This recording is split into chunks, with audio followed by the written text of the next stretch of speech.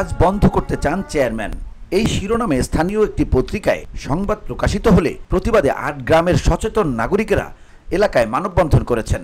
সোমবার বিকেল ৪টায় সুনামগঞ্জ জেলার শান্তিগঞ্জ উপজেলার পাথারিয়া ইউনিয়নের তেহেকিয়া গ্রামের ফুটবল খেলার মাঠে উক্ত মানববন্ধন অনুষ্ঠিত হয়েছে। শিমুলবাগ ইউনিয়ন পরিষদের সাবেক ইউনিয়ন পরিষদ সদস্য মোহাম্মদ তালিব মিয়ার সভাপতিত্বে অনুষ্ঠিত মানববন্ধনে বক্তব্য রাখেন তেহেকিয়া গ্রামের বিভিন্ন শ্রেণী পেশার মানুষ।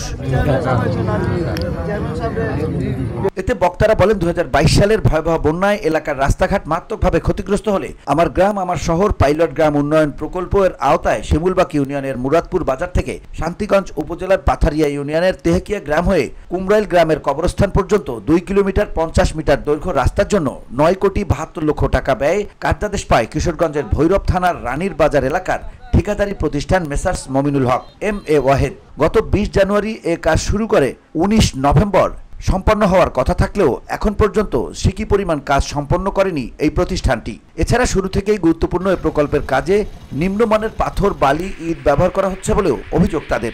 রাস্তার কাজের জন্য যে বালু এবং পাথর আনা হয়েছে তা আপনারা অবশ্যই দেখতে পারবেন যে এখানে মাঠা আছে। বালুটা এবং পাথরটা একদম নিম্নমানের, পাথরের মধ্যে অনেক পরিমাণ মাটি আছে।